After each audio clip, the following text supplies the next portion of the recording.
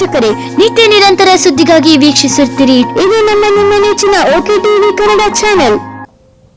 ನನಗೂ ತುಂಬ ನೋವಿದೆ ನೋಡೋಣ, ಯಾಕೆಂದರೆ ಇದು ನಿನ್ನೆ ಇವತ್ತು ಕಟ್ಟಿದ ಪಾರ್ಟಿ ಅಲ್ಲ. ಭಾರತೀಯ ಜನಸಂಘ ಶುರುವಾದಾಗಿಂದನೂ ಒಂದು ಸಿದ್ಧಾಂತದ ಮೇಲೆ ಬಂದಿರೋಂಥ ಪಾರ್ಟಿ. ಸರಿ ಹೋಗುತ್ತೆ, ಇವತ್ತಿನ ನಾಳೆ ಸರಿ ಹೋಗುತ್ತೆ. ಯಾರ್ಯಾರು ಇವಾಗ ನಮ್ಮದೇ ಸೊಪ್ಪು ಸರಿ ಇದೆ, ನಮ್ಮದೇ ಸರಿ ಇದೆ ಅಂತ ಅಂದ್ಕೊಂಡು ಹೋಗ್ತಿದ್ದಾರೋ ಅವರು ಗಮನಿಸಬೇಕು. ಯಾರು ಸರಿ ಇದೆ ಯಾರು ಸರಿ ಇಲ್ಲ ಅನ್ನೋದು ಕೇಂದ್ರದ ನಾಯಕರು ಗಮನಿಸ್ತಾರೆ, ಬದಲಾವಣೆ ಮಾಡೇ ಆಗತ್ತೆ.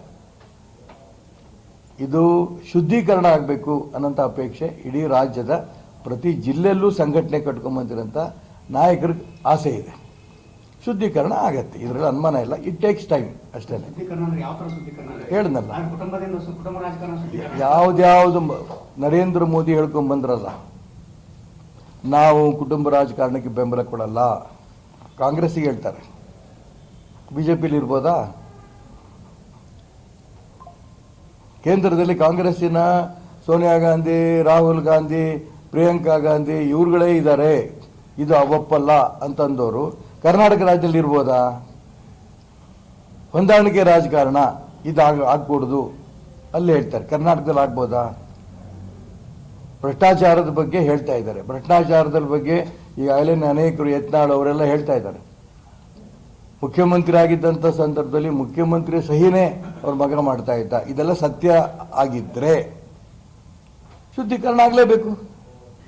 ಈಗಿನ ಸಂದರ್ಭದಲ್ಲಿ ಕೆಲವರು ತಮ್ಮ ಸ್ವಾರ್ಥಕ್ಕೋಸ್ಕರ ಆಗ್ತಾ ಇರೋಂಥ ವ್ಯವಸ್ಥೆಗೆ ಉತ್ತರ ಸಿಕ್ಕೇ ಸಿಗುತ್ತೆ.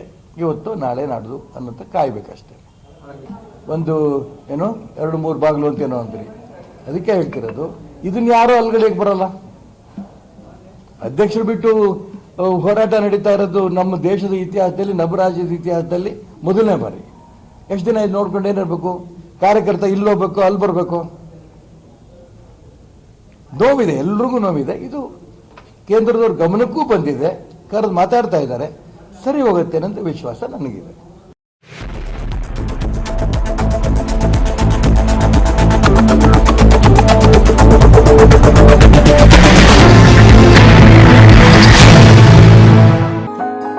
ಪ್ರಿಯ ವೀಕ್ಷಕರೇ, ನಿತ್ಯ ನಿರಂತರ ಸುದ್ದಿಗಾಗಿ ವೀಕ್ಷಿಸುತ್ತೀರಿ. ಇದು ನಿಮ್ಮ ನೆಚ್ಚಿನ ಓಕೆ ಟಿವಿ ಕನ್ನಡ ಚಾನೆಲ್.